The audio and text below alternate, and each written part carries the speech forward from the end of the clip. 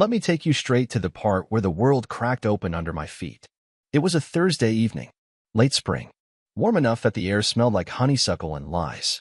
I got home early from a client meeting that got canceled, took a side road home just to enjoy the breeze, and there it was, my wife's car parked 2 blocks from our house, tucked behind a Dunkin'. I know that beat-up Honda Civic like I know the feel of my own damn heartbeat. Curiosity didn't just kill cats, it murders husbands, too. I parked, got out, and walked toward the back of the lot. I figured maybe she was getting coffee, but then I saw him. Some Jimbro-looking punk with a V-neck shirt 2 sizes too small, tattoo sleeves like he's trying out for a boy band reunion tour. He leaned into her window, and then they kissed. Like they were in their own damn music video. My stomach didn't just drop. It crashed. Her name's Ashley. Blonde, blue-eyed, fake innocent smile that used to make me melt. That smile conned me into a mortgage, 2 dogs, and a lifetime plan. And here she was, lip-locking with Captain Muscle Milk while I stood across the parking lot like a damn extra in my own life. I didn't confront her, not yet. I just stood there, jaw tight, watching. Something about it felt surreal. Like I'd walked into a scene from someone else's dirty little story. She didn't see me. That made it worse. She wasn't even hiding it well. Like my heart was a toy she was done playing with. I turned and left, quiet, methodical. I went home, sat at the kitchen table. The dogs wagged their tails like nothing had happened. I poured a whiskey, then another. My mind was racing, trying to piece together all the weird signs I'd ignored. The extra long yoga sessions, the sudden obsession with makeup again, the way she never let her phone out of her sight. She'd been screwing around, and I was too damn loyal to see it. But here's where the real mind-bender begins. This cheating scandal? It was just the fuse. The real explosion came from her sister. A week before, I saw Ashley making out in the parking lot. Her younger sister, Tiffany, 24, chaos in human form, prank-called my boss. Yep, she thought it'd be funny to pretend she was a client and tell him I was dealing drugs from the office. Swore it was a joke. That joke got me fired. I found out later from a friend in HR. Sorry, man. The call sounded serious. You know the company's zero tolerance. Tiffany never apologized. Ashley brushed it off like it was some silly mistake. Said, she's young. Don't be so dramatic. Dramatic. I lose my job and I'm dramatic. She's tongue wrestling a discount Calvin Klein model and I'm overreacting. Fast forward 3 weeks. I land a better job, triple the pay, company car, full executive benefits. I claw my way back like a cornered wolf. Ashley's attitude suddenly shifts. Starts cooking again, wearing lingerie to bed, calling me baby like she's auditioning for Wife of the Year. And then the real kicker, her entire family starts reaching out. Her mom, her cousin Rachel, even Tiffany the fire starter. All with, hey, heard you got a new job. Could you help me with messages, loans, rents, car payments? Like I was a walking ATM. No apology. No shame. I didn't respond. Not yet. Instead, I smiled. And I mailed out empty envelopes to all of them. Every last leech. Inside was a single note. Check your mailboxes. This is what you've earned. When they opened them and saw nothing but silence, their faces turned pale. My phone blew up like a New Year's fireworks finale. Ashley screamed at me for embarrassing her family. Said I was cruel. Called me a psycho. Said I didn't know how to forgive. Forgive? She cheated. Her sister wrecked my career. And her family tried to profit off my comeback. And I'm the villain? That night, I slept in the guest room. Locked the door. The dogs came with me. Even they seemed to know who the traitor was. This wasn't just about betrayal. It was about disrespect on a nuclear level. And I was done being the nice guy with a broken heart. From here on, it was war. Silent. Tactical. Cold-blooded. And you better believe. This was only the beginning. The next morning, I didn't speak to her. Just got dressed, made my coffee, fed the dogs, and left. Her voice trailed behind me, fake soft, like nothing had happened. Babe, you're seriously mad over mail? I didn't answer. I didn't even blink in her direction. The silence was my weapon now. That day, I walked into my new office like I owned the building. Not because I was cocky, but because I'd earned it. Fought for it. Crawled out of the pit Tiffany threw me into. Meanwhile, Ashley was sitting at home in a robe pretending her world hadn't just been split wide open. When I came back that night, she was sitting on the couch with a glass of wine and that manipulative smirk she wore when she was about to lie through her teeth. You've been weird lately, she said. Are you going to tell me what's wrong? Or are you just going to keep sulking like a child? I sat across from her, took a breath, and let the words fall with precision. I saw you. Last week. Kissing some clown in a parking lot behind Dunkin'. Her face didn't move. She didn't blink. Didn't gasp. She didn't even pretend to be caught. That's when I knew she wasn't sorry. She wasn't shocked. She was just calculating. Oh, she said, sipping her wine. That. My marriage, my loyalty, the years I gave her, that's what it boiled down to. I didn't rage. I didn't throw anything. I just stared, because her reaction was uglier than any curse I could have screamed. You've been distant, she added, shrugging. What did you expect? You never talk anymore. You're always stressed. Always at work. I needed attention. I laughed. I couldn't help it. That bitter, hollow laugh that comes out when reality is too insane to cry over. Needed attention? So you jumped on the first musclehead that smiled at you. Don't turn this around on me, she said, voice rising. You lost your job because my sister played a stupid prank, and instead of fixing things, you sulked for weeks. It was pathetic. She said it like it was my fault I got fired. Like I wasn't the one keeping everything afloat while she played spa queen and went on pretend errands to go grind with Jim Kin. And now that you've got your shiny new job, you think you're hot sh*t, she went on. Sending my family blank letters like you're some mafia boss. It's embarrassing. I stood up, slow and calm. Embarrassing, I said. You think that's embarrassing?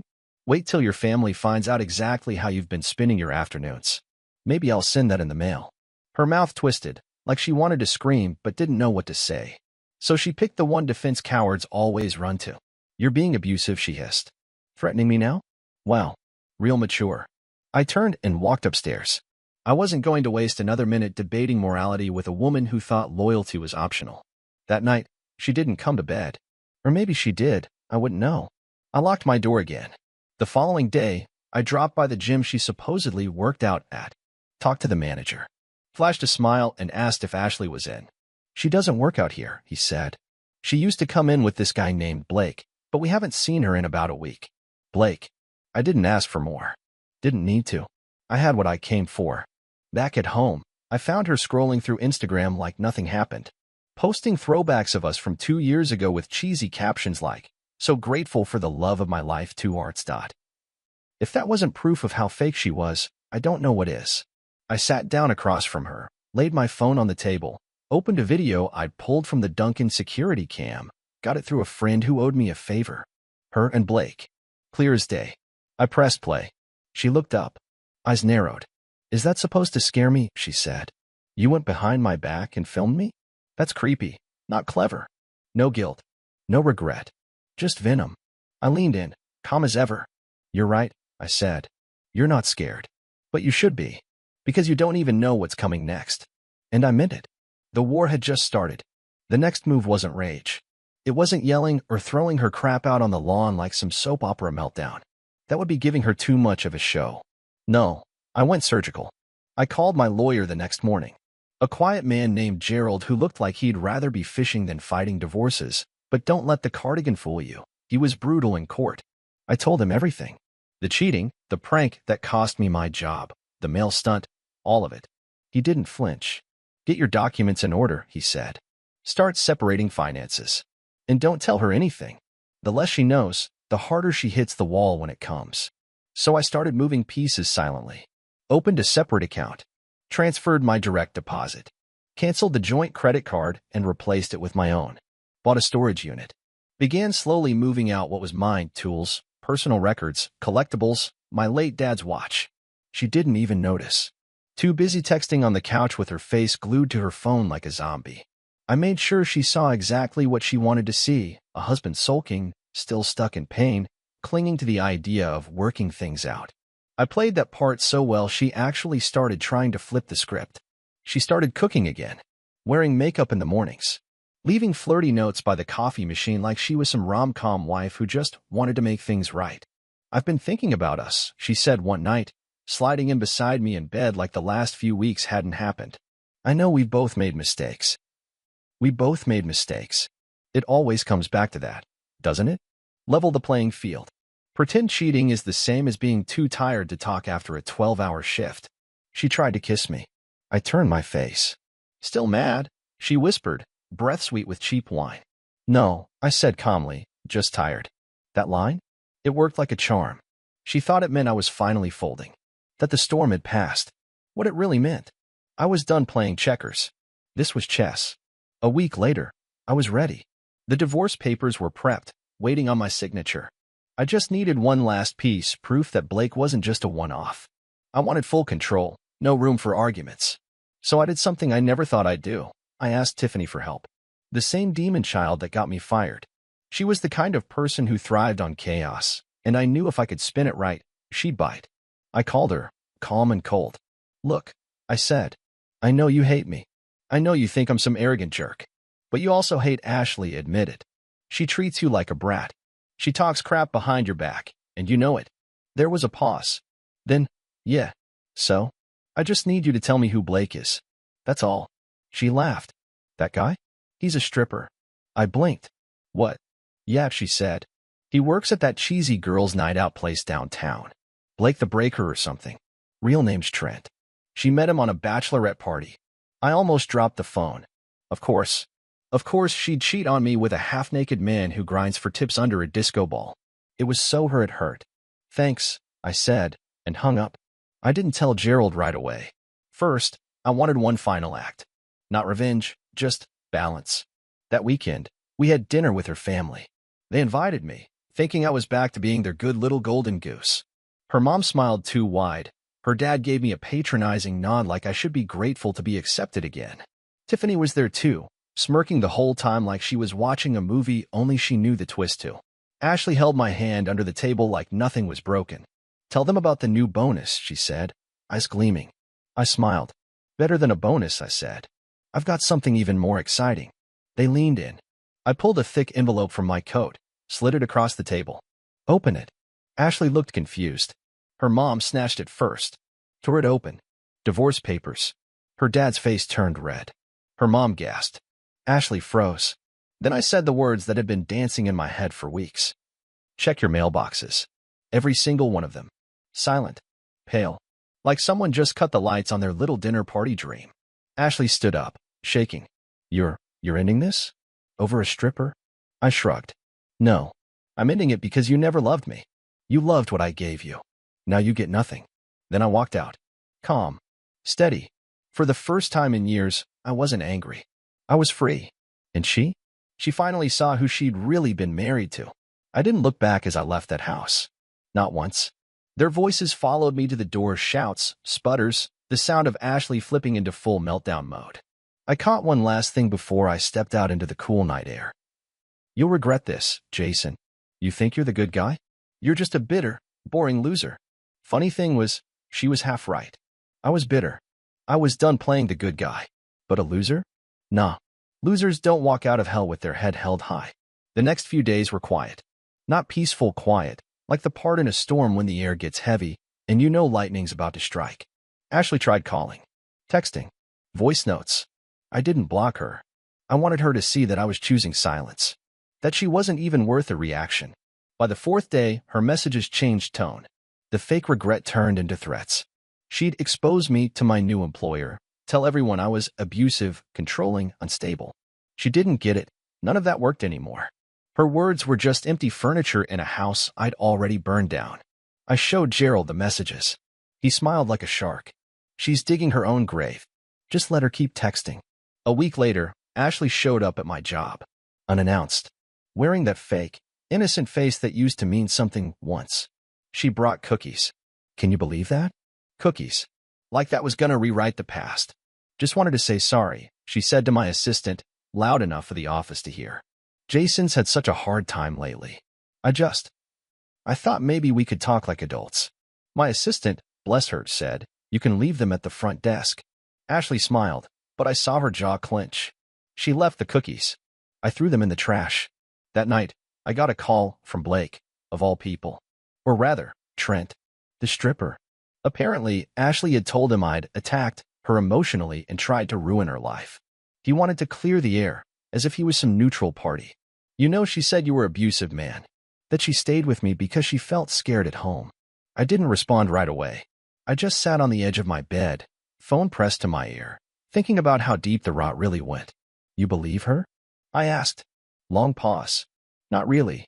She said the same thing about me to her mom last week. Said I was controlling and broke. So yeah, I'm out. Click. Even Blake, stripper by night, homewrecker by day, figured out what I hadn't seen for years. Ashley was a scoundrel. A manipulator with just enough charm to make you think you were the crazy one. And the moment she couldn't benefit from you anymore, she'd flip the story, paint you as the villain, and move on to her next savior. The final blow came when she tried to drain our joint savings. She didn't know I'd already locked it down. Moved the bulk of it out weeks ago. When the transaction failed, I got the alert, and within an hour, Gerald filed an injunction. She showed up that night, screaming in the driveway like a banshee in leggings. "You stole my money," she shrieked. "Our money," I corrected, calm as stone. "And you don't get a cent without a judge's signature now." She threw her phone at my truck. It bounced off the hood and hit the pavement. Shattered. It was almost poetic. "You're disgusting," she spat. "You're nothing without me." I stepped closer, close enough that she could see I wasn't playing anymore. "No, Ashley. I'm finally something because I left you." I turned, walked back inside, locked the door behind me. That night, I poured one last drink in the house we once shared. The divorce would be final in weeks. She'd get what she deserved, maybe a few things, legally, but emotionally? Nothing. The dogs curled up next to me. I watched TV, laughed for the first time in months. It wasn't a big laugh, just one of those quiet ones that sneaks out when you realize you're not stuck anymore. And I thought to myself, never again. Never again would I let someone like that wear me down, twist my loyalty, drain my spirit. I'd been too patient, too trusting. That version of me? Dead. This version? Cold, clear-eyed, focused. She took my peace, so I gave her silence. She played her games, and I handed her nothing. And the next man she tried to fool? God help him. Because she might fool him with those eyes, that voice, those sweet, poison lies. But the truth always shows up eventually, usually right behind a parked car at a Dunkin'. About 2 months passed. I'd moved into a loft closer to the city, minimalist, clean, mine. No fake succulents, no glittered throw pillows, no scented candles trying to cover up a rotten life. Just space and silence. I kept the couch, the dogs, and my sanity. Everything else stayed in the past. The court date came and went. Gerald was ruthless. Ashley showed up in this tight, white dress like she was walking into a Bravo reunion special. She tried tears. She tried charm. The judge wasn't buying it. Not with the messages, the footage, the evidence, the laughable cookie stunt at my office. She walked in with drama, walked out with a rude awakening and a warning from the judge about weaponizing lies. I didn't smile when we won. Not because I wasn't satisfied. I just didn't care anymore. My win wasn't court-ordered. My win was freedom. The papers didn't make me free. Her silence did. I stopped hearing from her after that. Not because she changed, she just found new prey. I'm sure. I heard through Tiffany that Blake dumped her not long after the court hearing.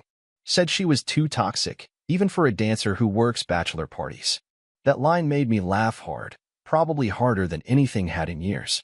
But here's the twist in this whole story, and it hit me when I least expected it. I got a call from my old boss. The one whose phone got lit up by Tiffany's prank. He wanted to talk. We met at this rooftop bar downtown. He apologized genuinely.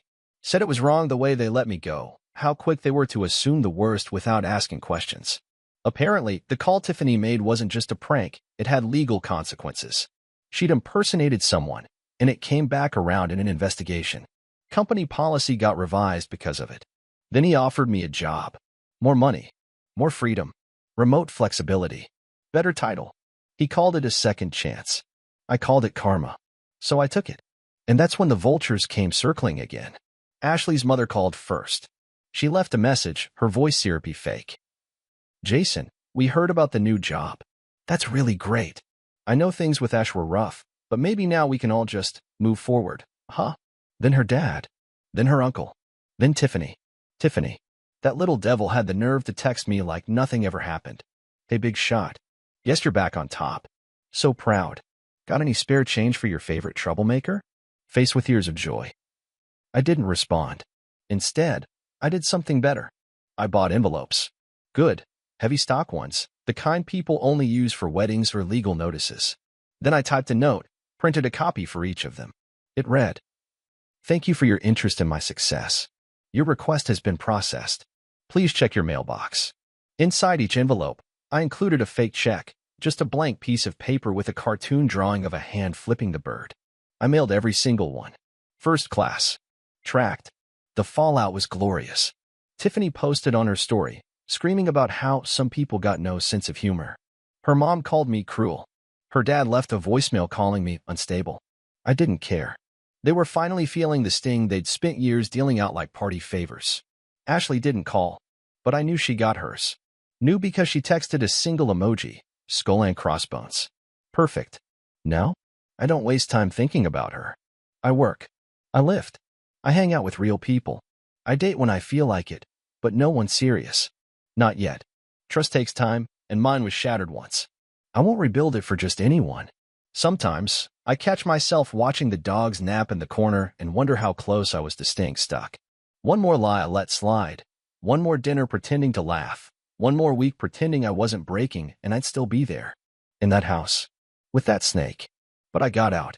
And if you're reading this, and you're in it, trapped with someone who twists your loyalty, mocks your worth, drains your soul, listen to me. Get out. Not tomorrow. Not when it's convenient.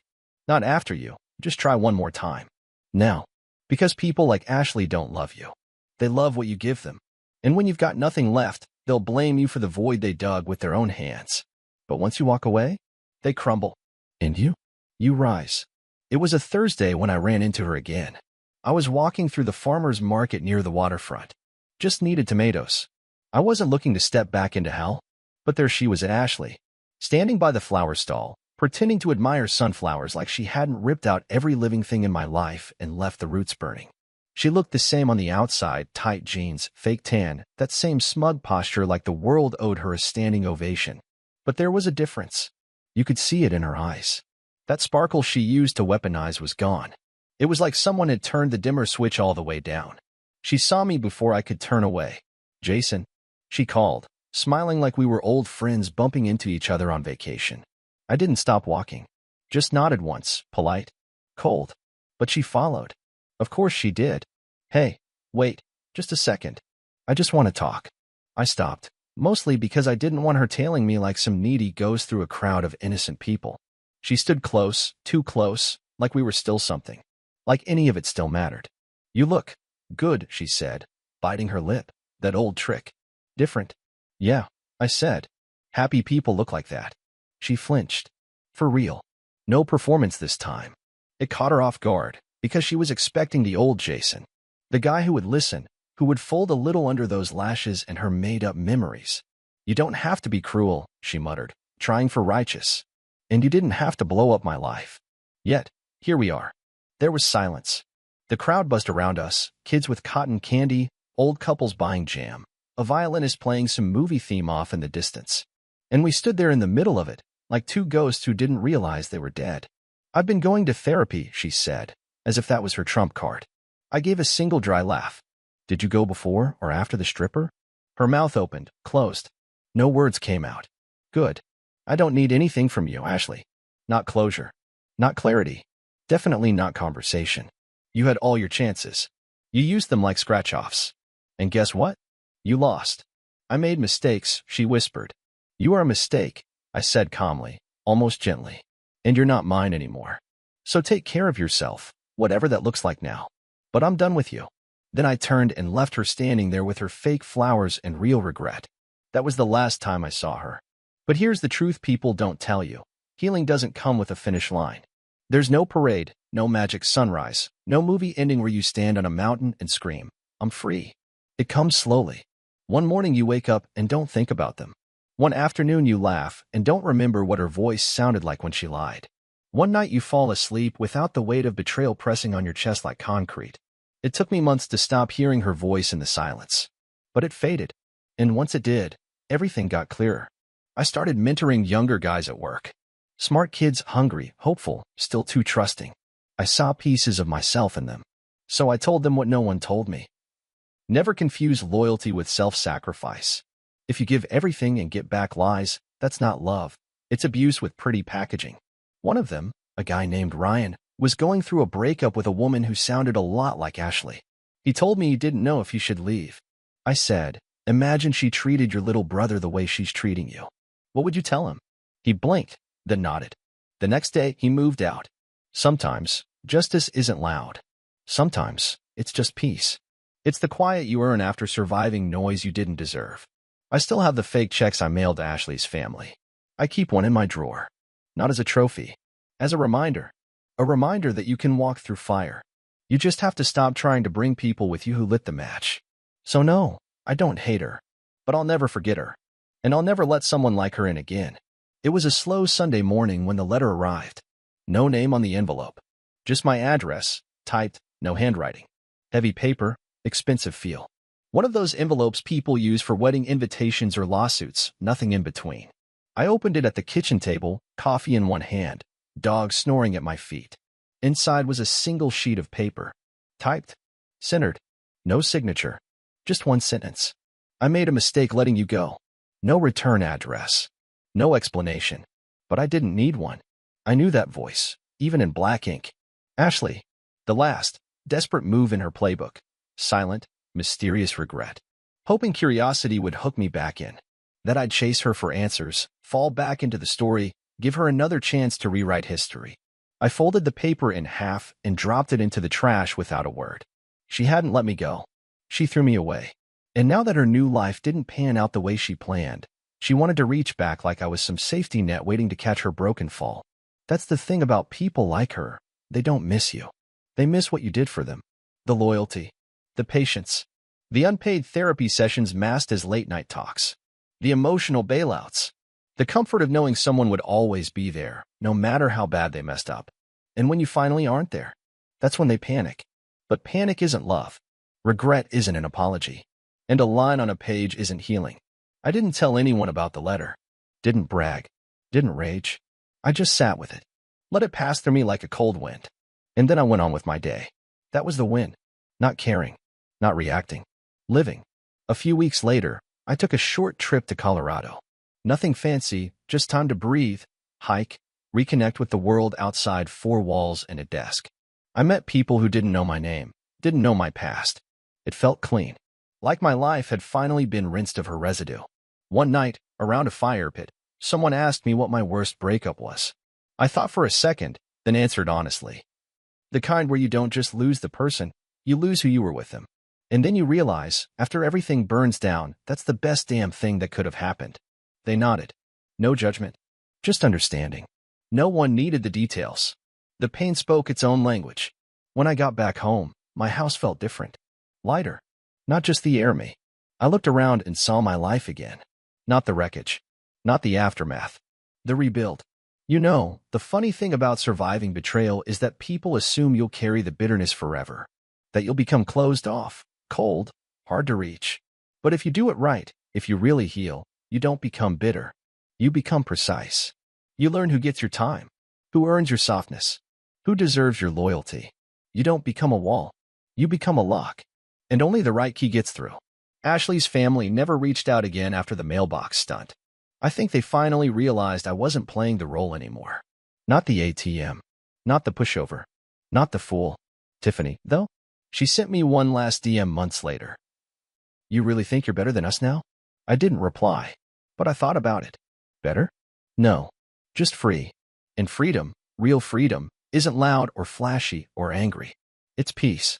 It's walking through your house without flinching. It's laughing and not remembering the sound of manipulation. It's waking up and feeling like you're home, because you're you again. So no, I don't hate Ashley, but I don't miss her. I don't wonder. I don't ache. I remember. And that's enough. Let her play her games with someone new. Let her spin her web. Let her chase the next fix. I'm done playing. I've already won. ChatGPT Powie Edziel. It ended, not with a bang, not with some final screaming match or cinematic revenge plot. It ended with nothing. No more texts. No more fake apologies. No more haunting memories dragging themselves into my quiet mornings. Just silence. And God, that silence was beautiful. You know what nobody tells you after you've been burned like that? That healing doesn't come from watching them suffer. It's not about getting the last word or proving them wrong. It's not even about forgiveness, not at first. It's about choosing yourself. Every single day. Especially on the days when it feels like the weight of what they did might crush your chest. You get up anyway. You breathe. You move. You live. Even when it hurts. especially when it hurts. I started doing small things for myself again. Cooking real meals. Not the frozen dinners I ate while sitting in the wreckage of what she left behind. I called my mom more. I got back into photography, something I gave up when Ashley called it a waste of time. I hung some of my shots in the hallway. Every time I walked past them, it reminded me I exist outside of her. One night, I was walking my dogs, and this older guy sitting on his porch gave me a nod and said, "Man, you look peaceful." It hit me harder than anything Ashley ever said. Peace. That's what it was. Not victory. Not escape. Just peace. And if you've ever clawed your way out of a toxic relationship, you'll know peace is priceless. I used to think love was supposed to be complicated. That if it wasn't dramatic and messy and full of wild highs and bottomless lows, it wasn't real. But that wasn't love. That was addiction. Obsession. A loop of validation and destruction served on a silver plate called romance. What I want now is easy. Not boring, easy. Simple kindness. Steady loyalty. Truth that doesn't have to be torn from someone's mouth. A love that doesn't leave bruises on your soul. I met someone new recently. Her name's Morgan. She laughs with her whole chest, never tries to shrink me down, never needs to be the center of every room. We're taking it slow because that's what real healing demands. Not rushing into another storm, but learning how to enjoy the sun again. She doesn't try to fix me. She just sees me. And after everything, that's all I've ever wanted. So here's what I'll say to anyone out there still stuck, still bleeding, still staring at the ceiling wondering how someone they loved could tear them apart. You're not crazy. You're not weak. You're not too much or too little. You were just in the wrong damn story. Rip the pages out. Set the whole thing on fire if you have to. But rewrite it. On your terms. You don't owe anyone your pain. You don't owe closure to a person who slammed the door in your face. You don't have to stay where love feels like punishment. You get to leave. You get to grow. You get to become someone even you are proud to know. That's what I did. I stopped surviving. And I started living. The past? Let it rot. Let it collect dust in some forgotten drawer. It doesn't get to define me anymore. I'm not Jason, the guy whose wife cheated. I'm Jason, the guy who walked through fire and didn't just make it out. I came out carrying the match, smiling. And I will never, ever be that man she broke again.